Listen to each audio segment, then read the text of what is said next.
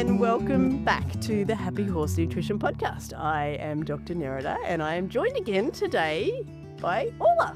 Me. Welcome, Orla. So good to have you back.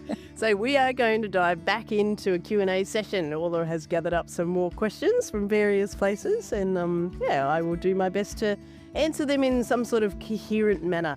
Oh, and I should say too, I've got a cold today, so if my voice sounds funny, it's just that I'm definitely alive. I probably sound a lot worse than what I feel, so you'll have to excuse me for my funny voice today. You just sound like Phoebe from Friends. I like it. I said to all of this morning, I grew up on Friends, and I haven't seen an episode of Friends for so long. I must watch another one of them. It's the best. And the reunion, like I still will watch that and still tear up and go. It's just one of those shows that like it's so often like little episodes and it's weird stuff, like when Chandler was trying to get his passport photo taken and he kept pulling his wedding photo. Oh, his wedding.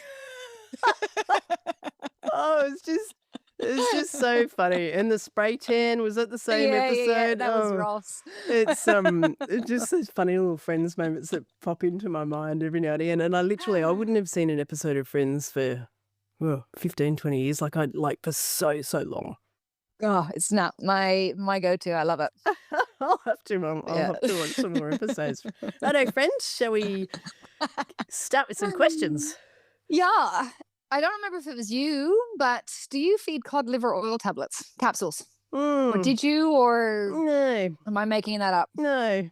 Okay. I don't know whether I've ever had cod liver oil, but my brain seems to be going, ooh. Well, someone was saying that, like, oh, well, you can. I was talking omegas, so that's another part of the question I want to ask you. And like, oh, well, you can feed cod liver, and you can just empty the capsule or whatever. And I went, oh, interesting. Anyway, can you feed cod liver oil capsules, and can we discuss omegas, because that's always a hot topic.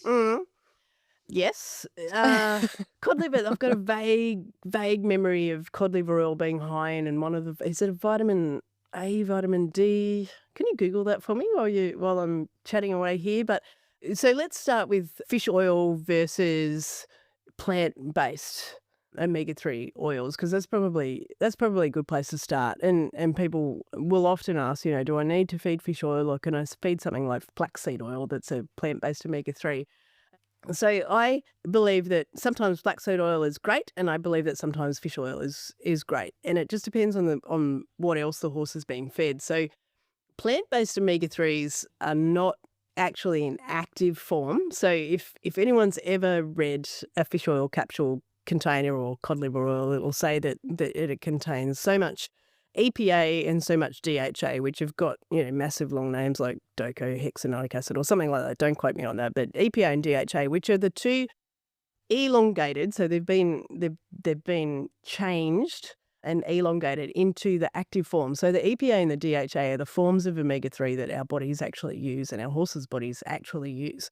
Now, the omega-3 from plants, so omega-3 in green pasture, like green pasture is really rich in omega-3, and oils like flaxseed oil that are just naturally high in omega-3, they're not in that elongated form. So they actually have to go through a metabolic process in the body, and our bodies are able to just elongate them into EPA and DHA, and then our bodies can use them. So it's a perfectly natural process, and it's how, you would have to assume that that's how horses get their activated omega-3, because they don't eat fish, right? They don't go I don't know that there's any documentation of a horse ever catching and eating a fish, because I'm pretty confident in saying that horses don't do that.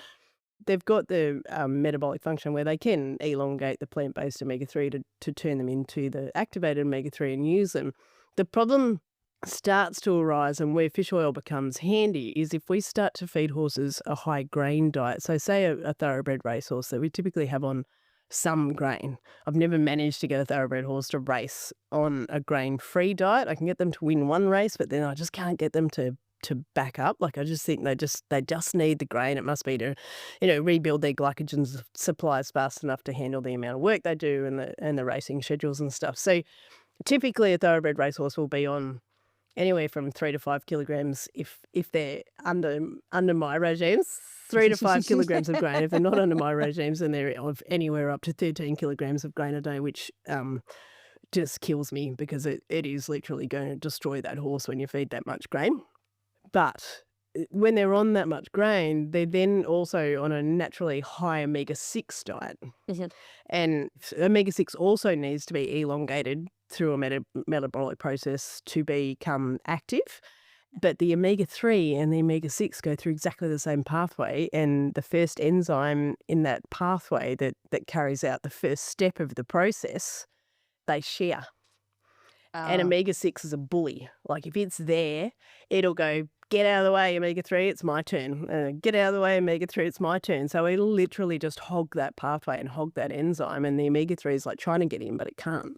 So you'll end up with a lot of the elongated and activated omega-6 fatty acids and not nearly enough of the omega-3. So this is where the omega-3 to omega-6 ratio becomes really relevant for humans and horses. And we don't really know what the ratio for horses is, except that their natural forage diet is higher in omega-3 than omega-6. So you kind of got to assume that they're probably meant to be on a diet that's got more omega-3 than omega-6. So in horses on high grain diets, I do think that feeding a fish oil, which is already the elongated and activated omega-3, is a good idea. But horses on, very high forage diets, and particularly if they're on green pasture already, they're already getting a lot of omega-3. But if they're on high forage and no grain diets, there's very low levels of omega-6 in there, which would mean that you should be able to feed the plant-based omega-3s and have them go through that natural metabolic process of being elongated. So, yeah, it just depends what the base diet is for the horse. So it's really only if you have a grain diet, you should be looking at introducing some. Yeah.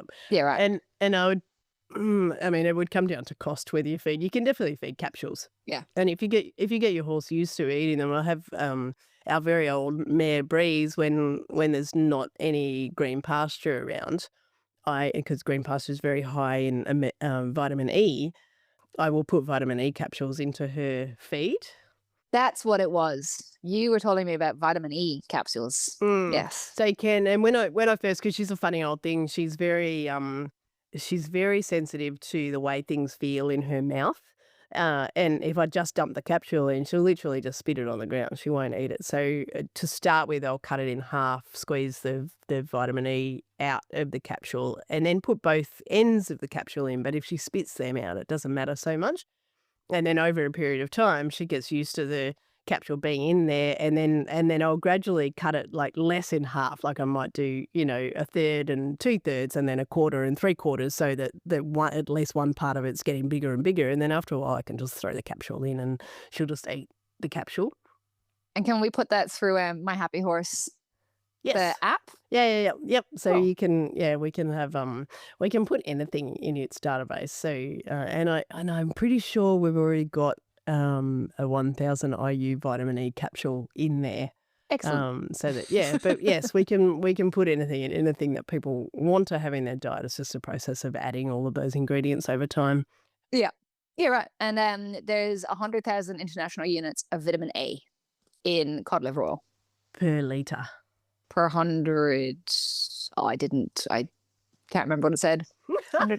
Vitamin A. Yeah. Yeah. Okay. So with cod liver oil, then that is a consideration, that Right. level of vitamin A, because vitamin A in green plants is not in active vitamin A form. So it's a compound called beta-carotene, and then when the horse needs vitamin A, it's such a clever system. If the horse needs vitamin A, it will actually convert it to active vitamin A. Oh. But if it doesn't need vitamin A, it'll just leave it as beta-carotene, which is a nutrient in itself, and it does have some roles to play. We don't really know very well, or I don't really know very well what they are, but yeah, so vitamin A in plants can never become toxic because it's beta-carotene and the horse only converts what it needs. But the vitamin A, I think you'll find in cod liver oil, is actual vitamin A. Right, yeah. And it will accumulate because it's a fat-soluble vitamin, and it will become toxic. Cool. And you don't want to. So if you were using cod liver oil as a source of fish oil for omega-3 and you were getting up to, 100 mils or more a day, you would need to take that into account in your diet. Again, this is what the My Happy Horse app will do for you, is if you put that much cod liver oil in, it'll flag for you whether it's too much vitamin A or not. Yeah. And if it is too much vitamin A, I mean, if you were in a drought situation and vitamin A was really low because your horses had no access to green pasture and also in hay, when you bale hay, after 12 months, all the vitamin E activity, all the vitamin E content is gone. You're right. So if you're feeding hay that's been stored, which is, my lucerne hay in my shed at the moment has been in there for more than 12 months now, 0 vitamin A content. Yeah. A or which E? Is, your cold is... both, sorry. So the letter A, B, C. Sorry. So yes, A for apple. Yeah. But also E. So Yeah, right. A and E for egg. Yeah. I should be using my proper phonetic alphabet, alpha and echo. But yes, they both gone after 12 months, largely gone by 6 months, and then virtually completely gone by the end of 12 months. So in a drought situation, if you wanted to use cod liver oil, it's potentially really useful because it's bringing in vitamin A. Yeah. But all other times, and particularly if you're feeding, say, a complete feed that's quite rich in synthetic vitamin A, so actual vitamin A, then you also have to be really careful that you're not stacking all of these potentially toxic levels of vitamin A on top of one another. Yeah, right. Okay, God. So definitely put it through the app. Yeah. I wouldn't be. I mean, even I'm a pretty good human nutrition calculator, as in I'm a human calculator for horse nutrition, and I wouldn't even trust myself to do those calculations.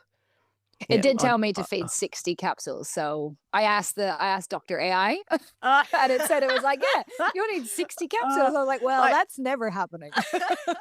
I need to we need to do some Dr. Nerida AI bloopers, because I saw it told someone was asking about just feeding normal fish oil capsules, and they said, well, how many can I feed? And it told them it could feed 700 a day. I'm like, oh no.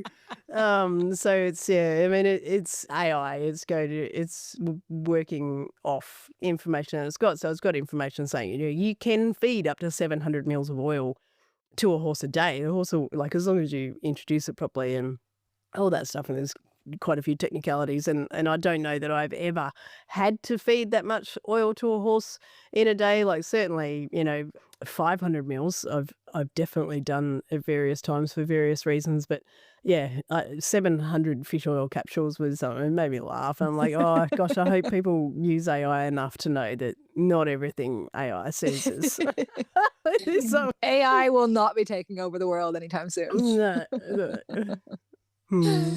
And then on that, hemp kind of keeps popping up as well. I feel like that's trying to make leeway into the equine feed game, or maybe I know it is, but yeah, I don't think it's as popular as some people would like it to be. And I think that has a cool and omega balance. Maybe. You're nodding. You're not giving me much. I'm trying to search. I actually looked at, just the other day, I looked at two analyses for hemp hulls and hearts. And I think probably the more interesting thing for me, like I wouldn't feed hemp to boost omega-3 in a horse's diet. Like there's just not going to be enough in there. Like you're much better off just using a beautiful cold pressed flaxseed oil if you want to do that. Yeah. Like I love flaxseed oil. There's lots of really lovely cold pressed flaxseed oils on the market. So if you're looking for a plant-based omega-3, just go there, or get whole flax seeds and ground them through a coffee grinder, for example, immediately as you're putting them into a horse's feed. So we don't recommend boiling them anymore. When I was a very baby nutritionist, it was like you always boiled your flax seeds, but now the better thing to do is just grind them fresh, dump them in the feed, let the horse eat them. That works really well. But I think the hemp is interesting to me, and I think the more interesting part of it is its protein. It's got an interesting protein, and in feeding. So ingredient variety is so important in horses' diets for lots and lots of reasons, but one of the reasons is protein, and bringing enough protein sources in that you're more likely to meet a horse's full essential amino acid requirement. We know so little about a horse's essential amino acids. Poultry nutritionists formulate to something like 8 available essential amino acids in the diet. So not only do they know how much amino acid they have in a diet, they know how much is actually available for digestion, and that's what they formulate on. Whereas typically in horse nutrition, we look at lysine.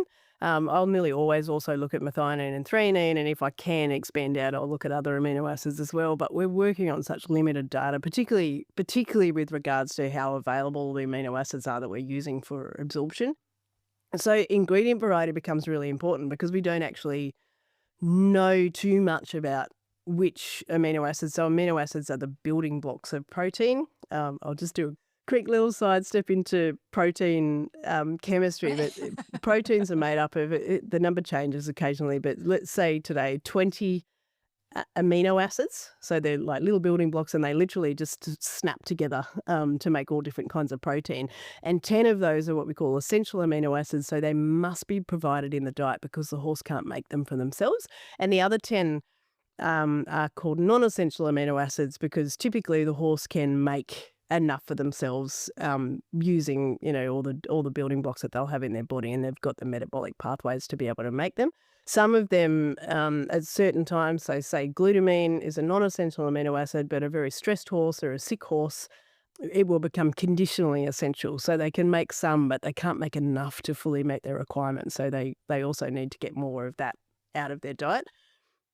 So when we look at ingredient variety, we must provide those 10 essential amino acids in the diet, but we're kind of flying blind because we don't really know. Like, we know quite a bit about lysine, a little bit about methionine, a little bit about threonine, and then virtually nothing about all of the other essential amino acids. And the way that we make sure that we meet those requirements for a horse is to use high quality protein sources. So protein sources that we know have lots of the essential amino acids. So soybean is a really good example of a high quality plant-based protein source that's got lots of the essential amino acids. But we can't just feed one source of protein. So the more sources of protein we bring in, it's like a jigsaw puzzle. They all kind of fit together. And I think I might have mentioned in one of the other podcasts that something like sunflower, it's classified as a really poor quality source of protein because it's very low in lysine, but it's really rich in methionine. In fact, it's richer in methionine than soybean. So you put those two together and you go, oh, look, it's like Tetris. Like, oh, look, that one fits in there because it's low in lysine, soybean's high in lysine, but it's high in methionine, soybean's low in methionine. So like those two fit together. So hemp to me sort of plays a role there in, if we can bring in lots of different sources of protein, we've got a much better capacity to meet the full spectrum of essential amino acid requirements. And the other interesting thing for me with hemp is its fiber. So it's just another source of fiber. So you're going to be, feeding a particular group or groups of microbes, and the more fiber diversity we get into a horse's diet, the better, because most of us can't let our horses just go ranging around and browsing on this and nibbling on that and eating this and, munching on that sort of thing that they could out in the wild, where they can go and select a whole heap of plant species. So if we can bring lots of different plant species to them, then we increase that fiber diversity. Mm-hmm. When I listened to Belinda, your episode, and she was talking about fungi, and I was like, oh great, we're gonna start getting our horses high on mushrooms. And I was waiting to see if your Nerida Dr. AI was getting any, like, can we feed mushroom gummies, can we feed marijuana, like where are we going with horses now? Yeah, so yes, mushrooms are a fungi, but they're not going to establish themselves in the hindgut. And I think the differentiation, and it's such an exciting area of nutrition science at the moment, just starting to understand these fungi. But the fungi that live in the hindgut of a horse are a very specific type of fungi. They're the anaerobic fungi, so no oxygen. Whereas mushrooms obviously are aerobic and they're giant fungi. So I'm not going to go into, I've not ever looked into mushrooms. I'm not even going to go there. Not to say that some of them may have benefit, but I've always stayed away from the herbal side of nutrition. Like I'm a big believer in herbal medicine, and a big believer in using herbs well. But it's a whole science and speciality in itself. So, I've always stayed away from that because I'd prefer people who understand herbs really well deal with that. Yeah. Yeah. No, it just made me laugh when I was listening to it. And then I was imaging like that TV show, The Last of Us. I was like, oh, here we go. Anyway, that's where my brain goes on a daily basis. See, I don't know that show, so my brain can't go there. Oh, you need to watch it. It's so good. You'll just be picturing your horse's gut with lots of little fungi everywhere. Oh, yeah. I'll have to watch it. Okay, this is a listener question. There's a bit to this one, so I figured it might have some time. Mhm.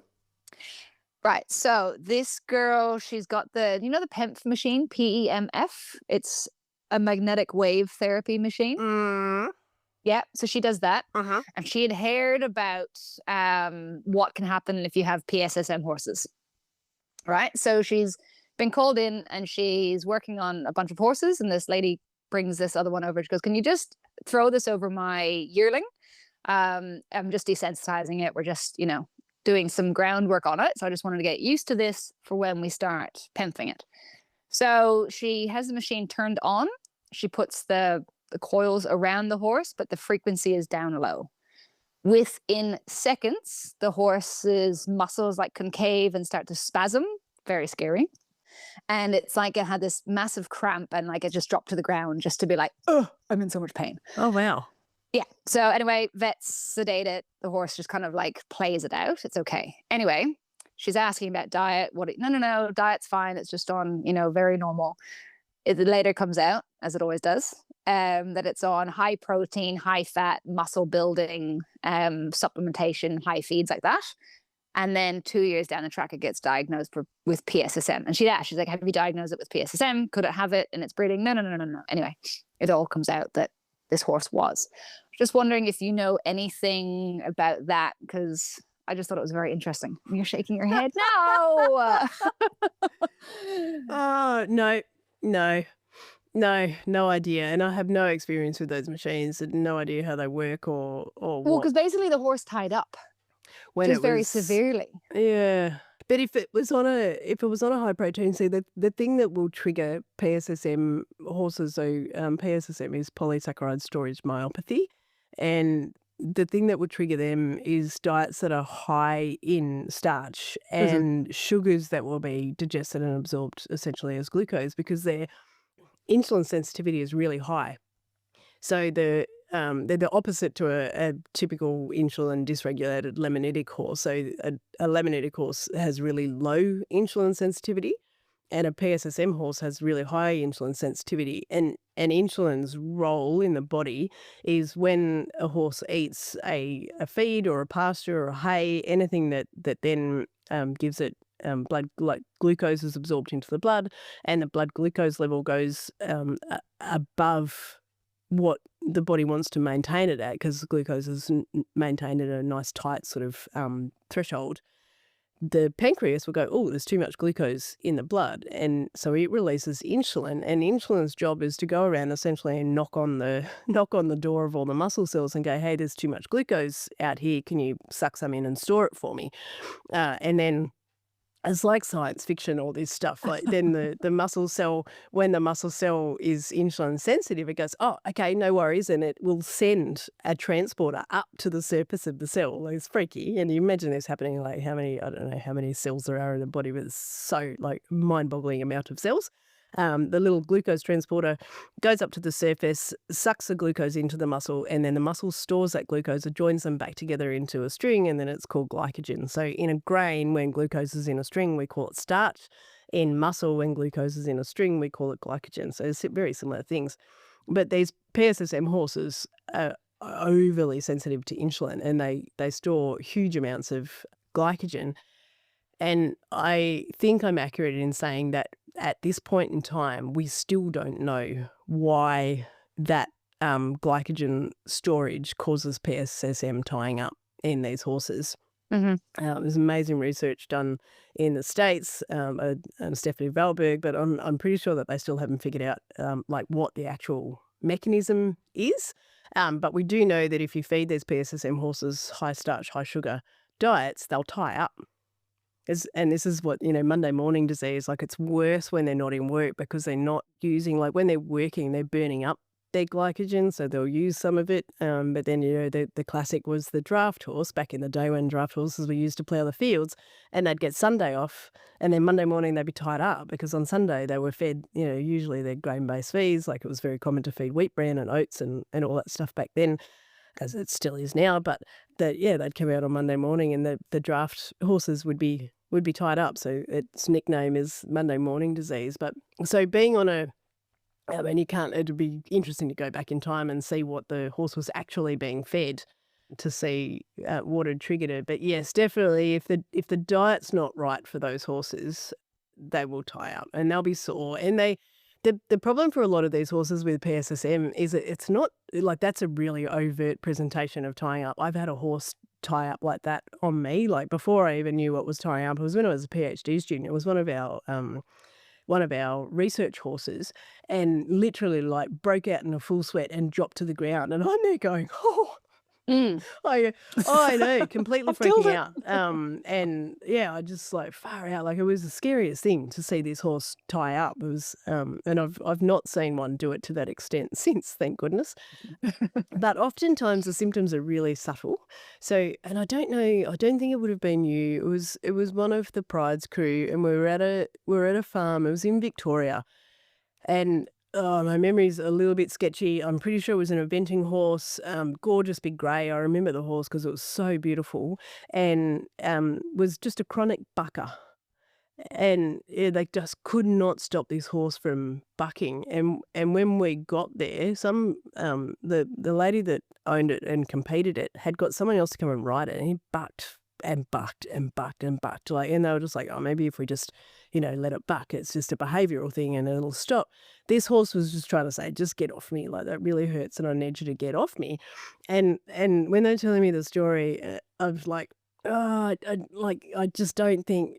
And I've had, he was a thoroughbred trainer, said to me many, many years ago, also in Victoria, and they called him Dr. Doolittle. I can't remember his real name now, but he said to me, his belief is that there are no bad horses. It's a little bit like Caesar Milan when he says, I just want people to know that there are no bad dogs. But yeah, his firm belief was that there are no bad horses. And the day that I was at his farm, he said to me, go in and, say hello to that horse. There's this young little thoroughbred chestnut mare.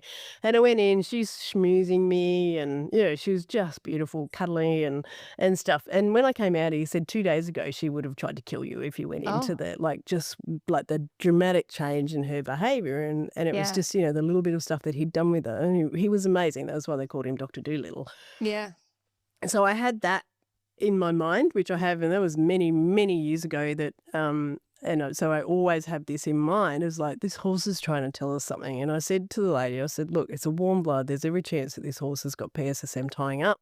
Why don't we change its diet? I said, you've got nothing to lose. They're beautiful diets regardless. It's an eventing horse, not a thoroughbred racehorse, so we're not trying to keep grain in its diet. So we changed that horse's diet to being PSSM-safe, stopped bucking. Yeah, just trying to tell you. So, its movement was still fine, but it was just sore. And we know, I know, at my age, closer to 50 now than I am to 40, but stuff just starts to hurt. But you don't necessarily walk around like limping or anything like that. Like you're walking around and going, oh, bits of me are sore today, but I'm still moving fine. So horses will still do, and they're prey animals.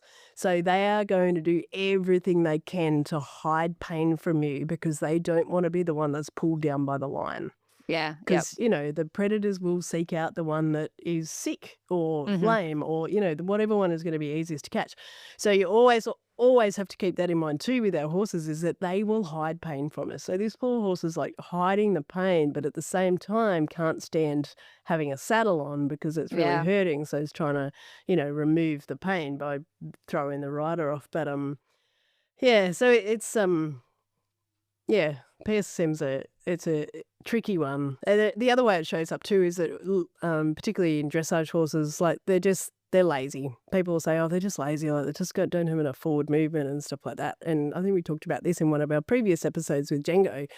Yeah. changing him to a PSSM-safe diet, and then all of a sudden, what? They're Yeah. they've got plenty of energy because they're not sore anymore. So, and that is something that the Happy Horse Nutrition software will help with as well. So if you say that your horse has got PSSM tying up, or if you suspect your horse has got PSSM tying up, then you can specify that in the horse's details, and then it will make sure that you don't use any feeds or supplements that are unsafe for those horses because they're too high in starch or sugars.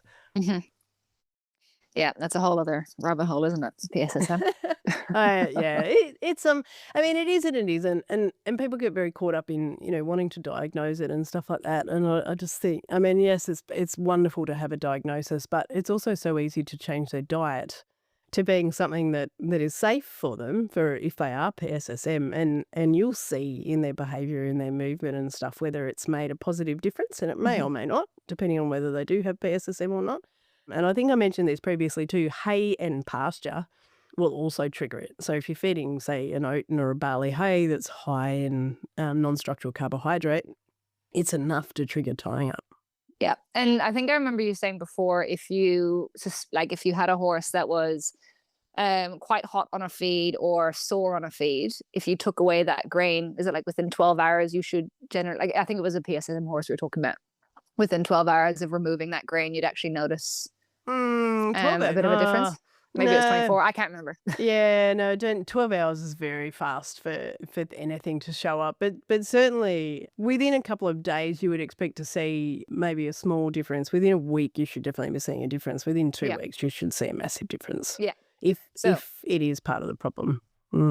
Yeah, because I can't imagine it. Like, I'm just thinking people who don't want to go to the vets because it's going to cost quite a bit of money to diagnose it.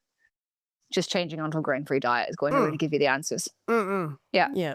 Yeah. And it could be a whole bunch of things, but changing, and I certainly recommend getting diagnosis done whenever you can, because it could be a back issue that's causing behavior like that horse bucking. But in that situation, we changed the diet and the horse's behavior changed dramatically quite quickly.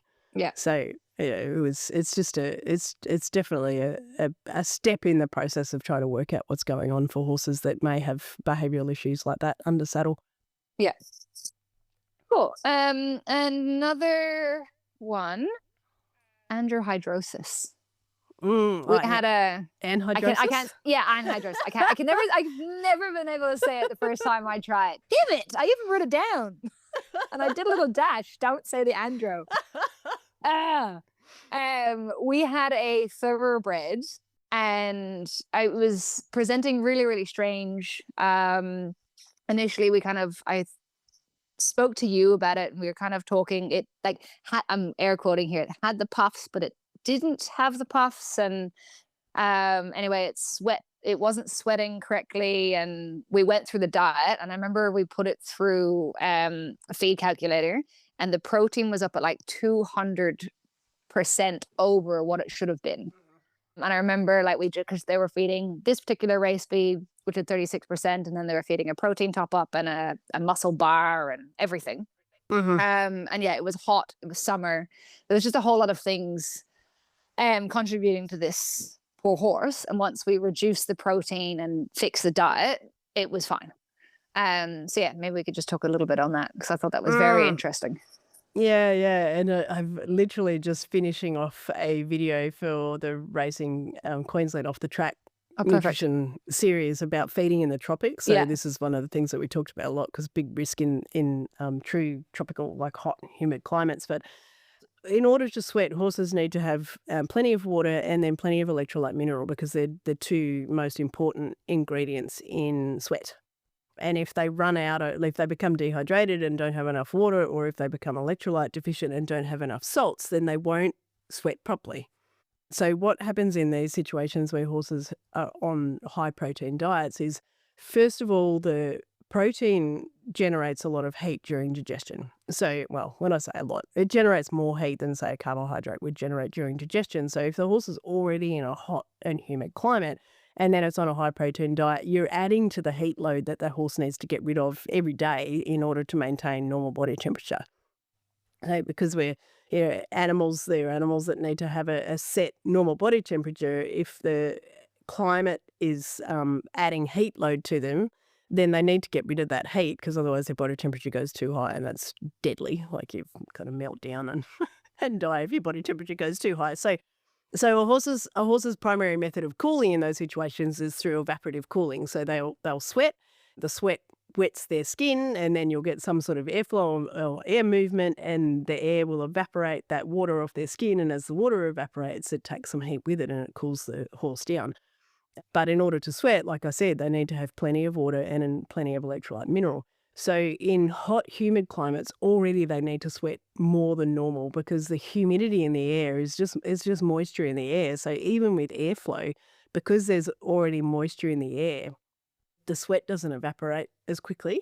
And we all know this as humans, so we use evaporative cooling a lot as humans. You go to a hot and humid climate and you feel like that clammy, sticky, and your clothes are wet with sweat. It's because the sweat's not evaporating off you because the air's already so wet. Whereas in an environment like where I live and where you live, when our summers are typically really hot but also very dry, like 15% humidity or less, you almost don't realise you're sweating because the sweat just evaporates so fast off your skin that you don't realise you're sweating. So in a hot, humid climate, already this horse is sweating a lot, so it's using a lot of water and a lot of electrolytes in its sweat.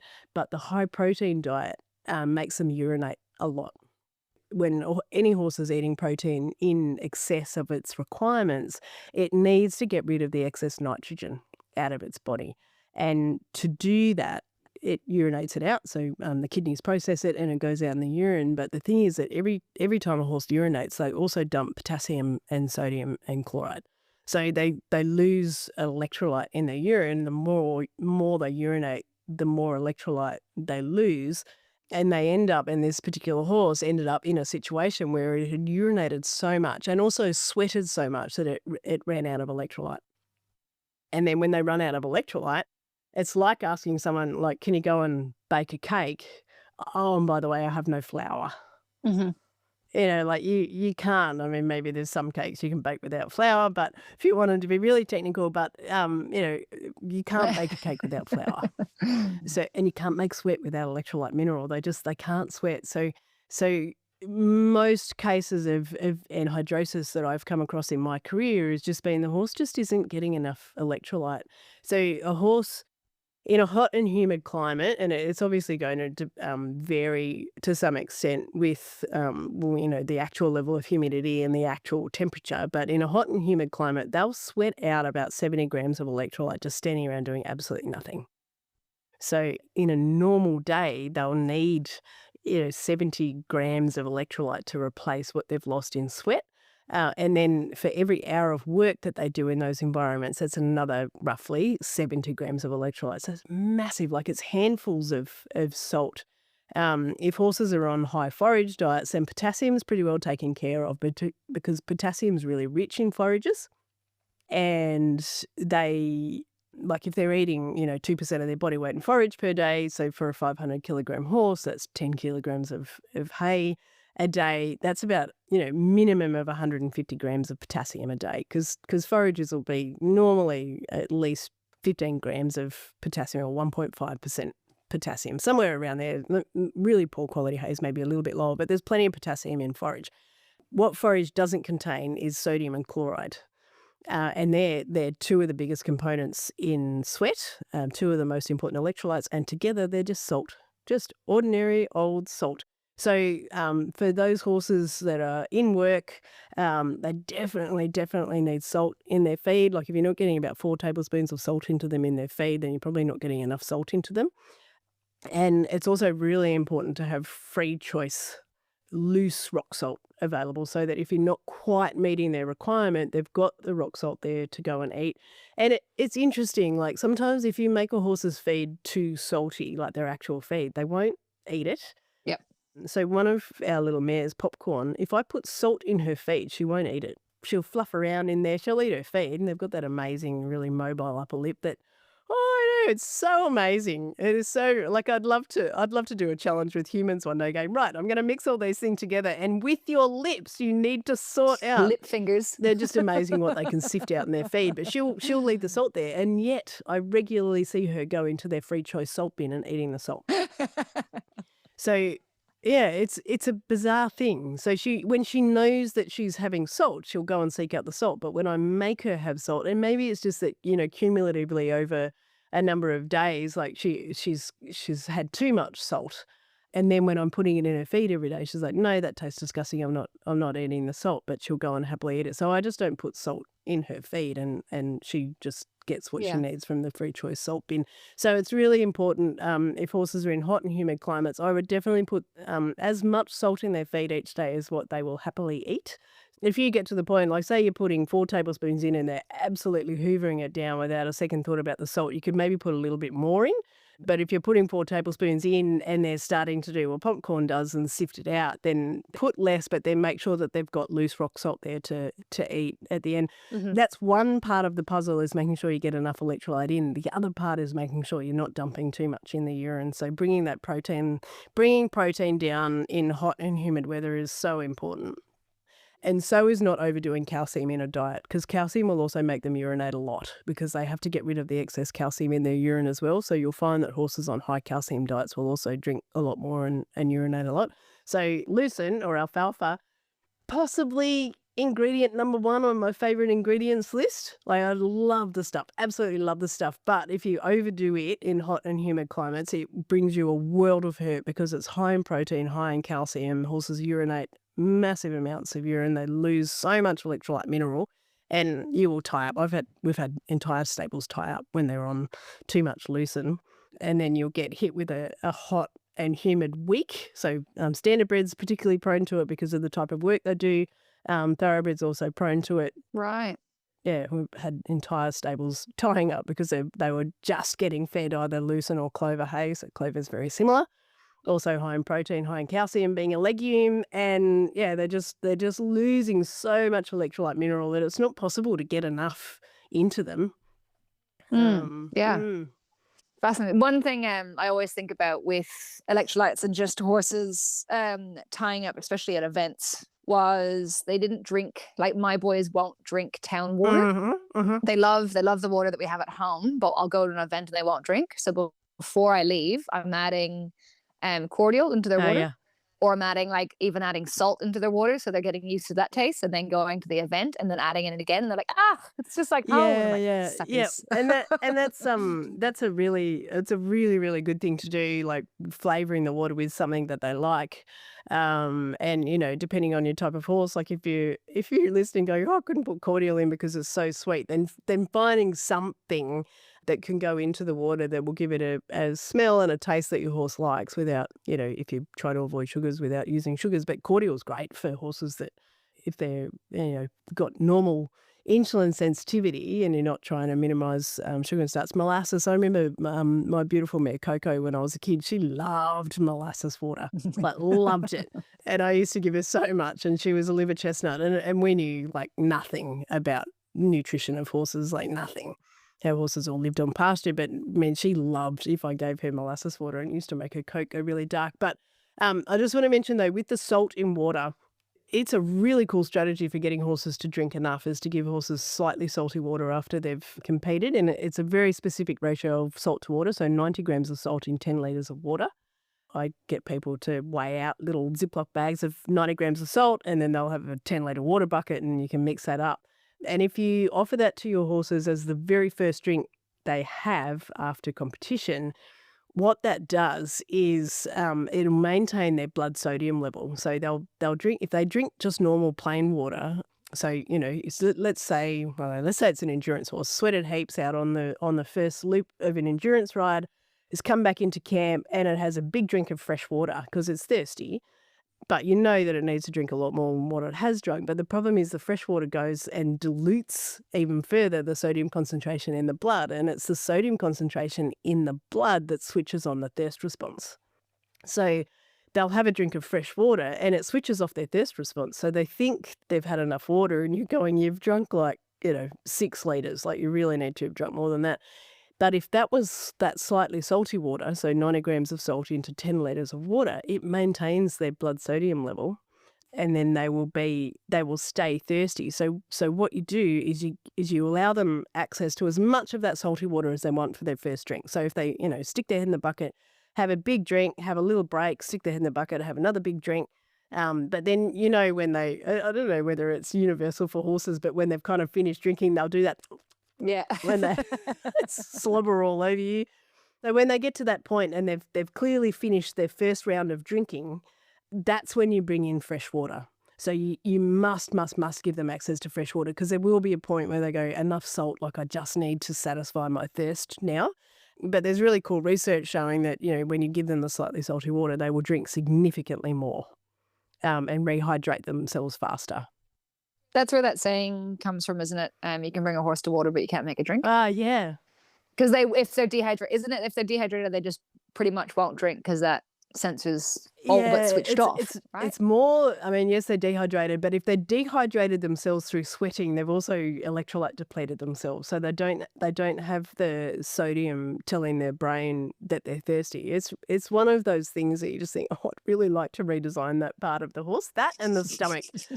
Except that I know that we as humans think we're so smart sometimes, and then we'd go and redesign something and completely stuff it. So if we work with the horse in the way that the horse is designed, then, that's always when you get the best results. But yeah, it's part of the reason why you can lead a horse to water, but you can't make a drink. But if you manage the sodium levels properly, then you can make them drink.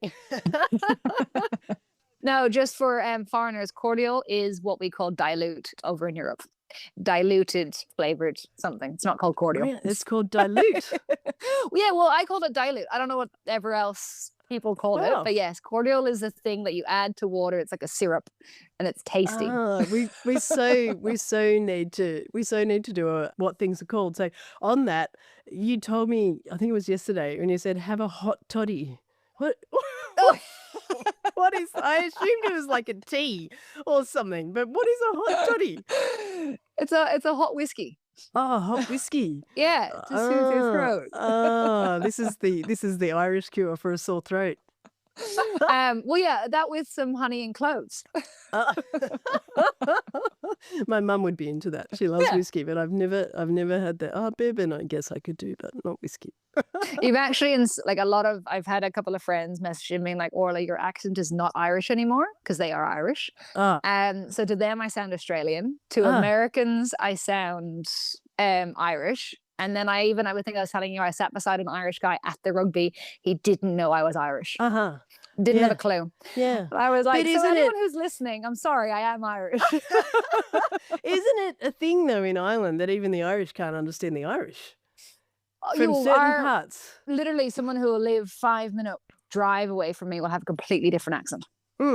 Yeah, so like Conor McGregor, everyone knows what he sounds like. He doesn't live very far away from me, and my friends don't sound like him. I wouldn't, but yeah, my friends who live where I used to live, they do not sound like him at all. So yeah, it's very, very different. Because I've told you have I told you the Irish joke about? Oh, I don't know. When there's 3 Irish in a car together and they're driving in England, and one of them says, "Is that Wembley?" And the next one says, "No, it's Thursday." And the third one says, "So am I. Let's go get a drink." And on that note, I think we need to call it a day for today. Yeah, goodbye. Thank you, Orla, and we will catch you in our next Q&A session. And really appreciate you being here. Sounds good. Bye. See you. If you'd like to know more about the My Happy Horse virtual equine nutritionist, you can head on over to myhappy.horse.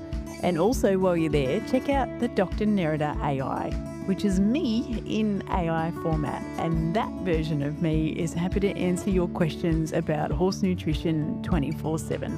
Thanks again, and we'll catch you soon.